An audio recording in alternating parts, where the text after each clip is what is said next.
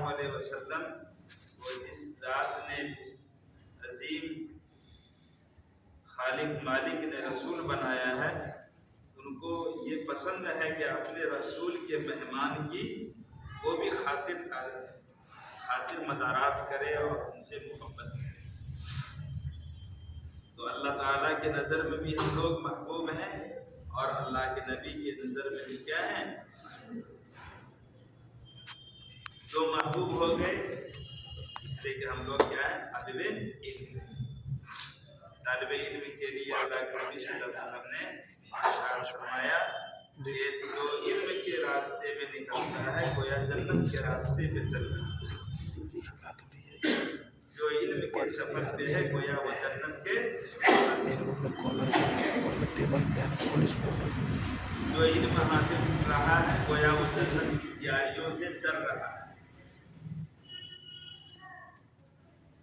اور فرشتے دعائیں کر رہے ہیں، چرند پرند دعائیں کرتے ہیں اور دیگر مخلوقات دعائیں کرتی ہیں، اے اللہ ان طالب علموں کو جو نبی کے مہمان ہیں ان کی خوب عزت فرما، ان کے لیے اچھے ماحول پیدا فرما، ان کی حفاظت فرما، ان کی مغفرت فرما، ان کو خوب چین سکون راحت نصیب فرما، دنیا میں بھی اور آخرت میں بھی اعلیٰ مقام نصیب فرما۔ آئی بات سمجھ میں؟ بولو نا بابو، یہ کون دعائیں کرتے ہیں؟ دنیا کی ساری مخلوق، آپ کے لیے دنیا کی ساری مخلوق دعائیں کر رہے ہیں۔ ان مخلوقات میں وہ بھی مخلوق ہیں جو اچھے ہیں اور جو اچھے نہیں ہیں وہ بھی آپ کے لیے دعائیں کرتے ہیں۔ سانپ، بچھو، کیڑا مکوڑا، چوہا، کتا، بلی، نڑیا، سمجھا کہ نہیں؟ یہ سب وہ جانور ہیں ان کو ہم لوگ نہیں کھاتے، اور کچھ جانور بڑے اچھے ہوتے ہیں، گائے، بھینس، بیل، اسی بکرے، مرغے، ان سب کو ہم لوگ کھاتے ہیں، بہت مزہ آتا ہے بھون کر کے کھانے۔ یہ بھی دعائیں کر رہے ہیں کہ اللہ ہمارے طالب علموں کو، رسول کے مہمانوں کو خوب نوازے، اور جو نہیں پڑھتا ہے اس کے لیے کوئی دعا ہوگی؟ کوئی دعا نہیں۔ وہ جو اسکول میں پڑھتا ہے اس کے لیے دعا ہوگی؟ اس کے لیے کوئی دعا نہیں ہوگی، شیطان کا دوست بن جائے گا وہ، اور شیطان سے دوستی ہو جائے گی، شیطان بہت پسند کرے گا تو میرا دوست ہے، چل کہاں چل؟ جوا کھانے میں چل، شراب کھانے میں چل، اسٹیشن پہ چل، ادھر ادھر چل، پھر گناہ کے کاموں میں مبتلا ہو جائے گا تو اس کو دعا کے بجائے بددعا ملے، کیا ملے گی؟ تو ہم لوگ اچھے آدمی ہو گئے نا۔ اب آپ لوگوں کا امتحان ہوا ہے، کچھ باقی ہے، کچھ ہوا اور چھٹی ہو جائے، اپنے مدرسے میں دیر سے چھٹی اس لیے کرتے ہیں تاکہ آپ گناہ میں مبتلا نہ ہوں، آپ زیادہ سے زیادہ پڑھیں، اللہ کے گھر میں، اللہ کے رسول کے گھر میں آپ زیادہ سے زیادہ رہیں تو آپ کا وقت بھی ضائع نہیں ہوگا اور علم بھی برباد نہیں ہوگا۔ مدرسوں میں 20 دن پہلے چھٹی کر دیا، 15 دن پہلے کر دیا، اب یہ بچے 15 دن شعبان کے اور 1 مہینہ رمضان کے اور پھر 15 دن شوال کے گزاریں گے تو 2 مہینے کی چھٹی ہو گئی، 6 مہینے کی چھٹی ہو گئی۔ اب 6 مہینے میں کتنا نقصان ہو جائے گا ہمارا؟ 6 مہینے میں جو ہم نے پڑھا وہ سب ختم، سب چوپٹ ہو جائے گا۔ تو ہمارے مدرسے میں اس جگہ پہ بہت دیر سے اور تھوڑا تاخیر سے چھٹی کر رہے ہیں تاکہ آپ لوگوں کو نقصان نہ ہو۔ بات آئی سمجھ میں؟ یہ اچھا ہوا یا غلط یہ بتائیے؟ ٹھیک ہے، چھٹی ہو جائے گی تو پھر آپ کیا کریں گے؟ وہاں جا کے گھر میں خوب کھیلیں گے، خوب لڑیں گے، یہ کرتا اتاریں گے، پینٹ شرٹ اور پاجامہ اور چھوٹا چڈی وڈی پہن کے گھومیں گے؟ نہیں، آپ کو اسی طرح رہنا ہے۔ یہاں سے جائیں گے تو زیادہ سے زیادہ آپ کرتا پاجامہ میں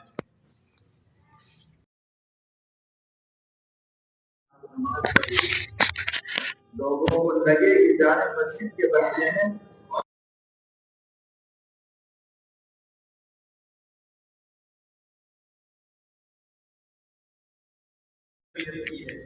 لوگ پورے علاقے میں مشہور ہے کہ مفتی عبدالرشید اس کو دیکھتا ہے، تو ہماری بھی بدنامی نہ ہو کہ دیکھو آپ کے بچے کتنے برباد ہیں، نماز نہیں پڑھ رہے ہیں، مسجد میں آئے شور کر رہے ہیں، دوسرے خلیفہ کر رہے ہیں۔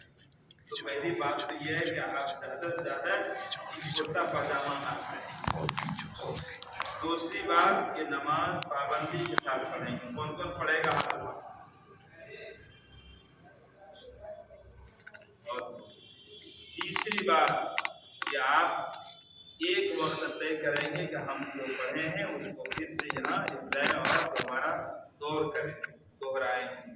قرآن پاک کو رمضان میں زیادہ پڑھا جاتا ہے، پڑھتے ہیں نا، تو ہم لوگ بھی خوب قرآن کو پڑھیں گے۔ ایک وقت طے کر لیں گے، 1 گھنٹہ 2 گھنٹہ ہم کو یاد کرنا۔ جو بچے حفظ کے ہیں تو وہ معمول بنا لیں کہ ہم کو آدھا گھنٹہ 1 گھنٹہ یاد کرنا۔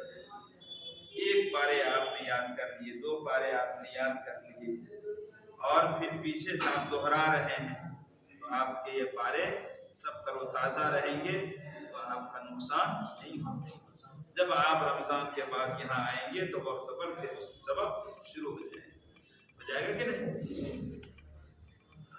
اب دیکھیے فائدہ کیا ہوا کہ آپ کا وقت بچ گیا، استاد سے آپ مار سے بچ گئے، انتظامیہ سے پکڑ دھکڑ سے بچ گئے، اور سب سے بڑا فائدہ یہ ہوا کہ آپ کا سبق آگے بڑھ گیا، آپ جلدی حافظ ہو گئے کہ نہیں؟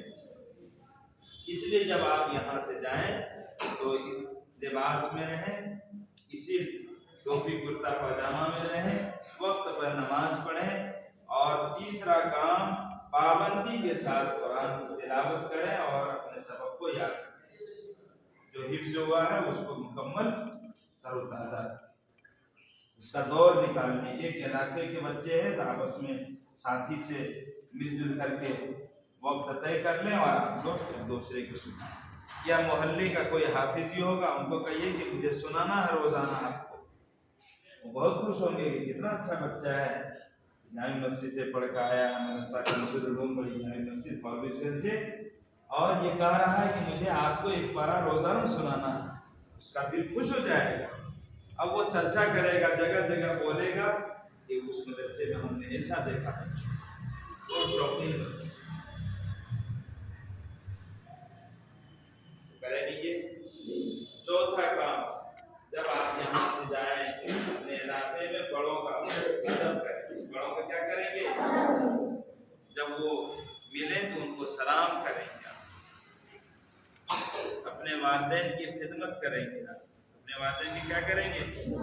ہاں، ایسا نہیں کہ یہاں سے پڑھ گئے آپ جو ہے نا ماما نانا کے یہاں دوڑ رہے ہیں، والدین کو پوچھتے بھی نہیں۔ والدین کی خدمت سے اللہ تعالیٰ بہت راضی ہوتا ہے، اور جو اپنے اللہ کو اپنے والدین کو راضی کر لے تو سمجھو خوش نصیب انسان۔ آپ چھوٹے چھوٹے بچے ہیں، اپنے والدین کو سوتے ہوئے دیکھ لیں تو ٹانگ دبائیے، ان کے سر کھجلائیے، ان کے بدن کو اوپر چڑھ جائیے، اس کو دبائیے۔ ابا آپ کماتے ہیں، آپ بہت محنت کرتے ہیں، تب تو ہم پڑھ رہے ہیں، ہم آ گئے مدرسے سے، لائیے تھوڑی دیر میں آپ کی خدمت کروں، آپ کی ٹانگ دبا دیتا ہوں، آپ کے سر کو کھجلا دیتا ہوں، اس میں تیل لگا دیتا ہوں۔ آپ کے ٹانگ دبانے اور کھجلانے سے ان کو کوئی فرق تو نہیں ہوگا، لیکن محبت آ جائے،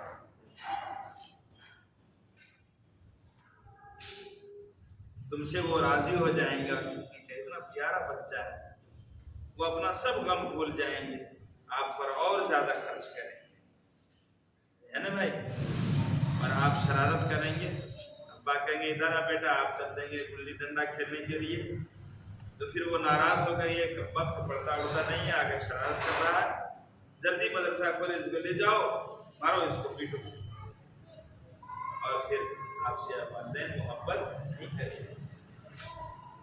اس لیے ضروری ہے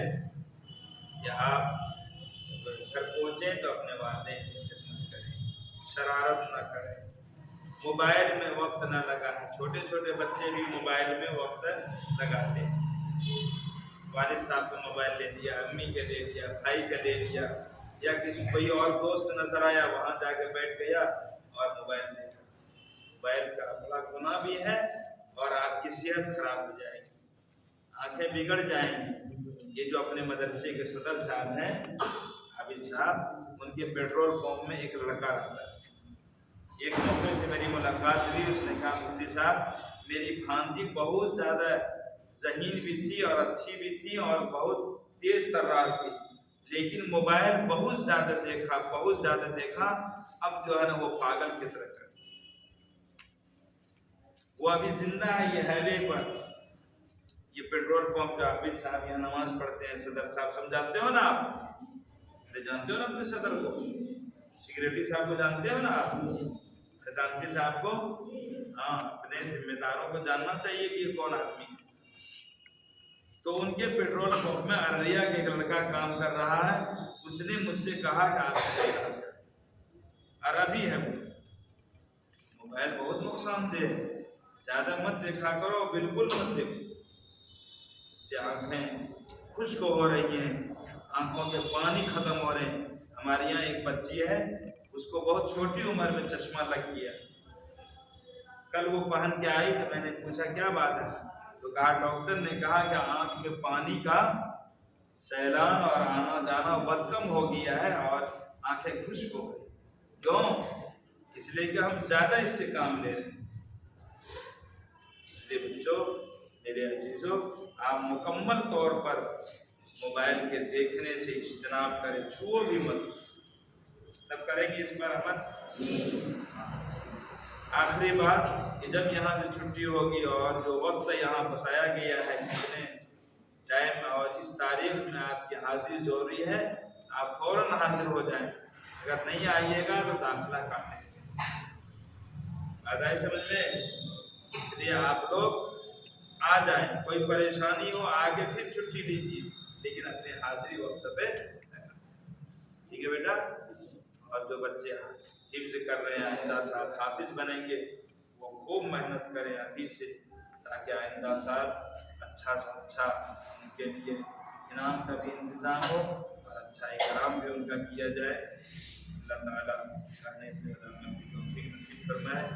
आप हज़रात मेरे लिए भी दुआ करें कि मैं कल मौलवी लोग के लिए तो थोड़ी तकलीफ होती है, हम चले जाएंगे, थोड़ा दूर दराज सफ़र में जाना है, तबीयत ख़राब है, आवाज़ भी बची हुई है, अंदर से परेशानी है।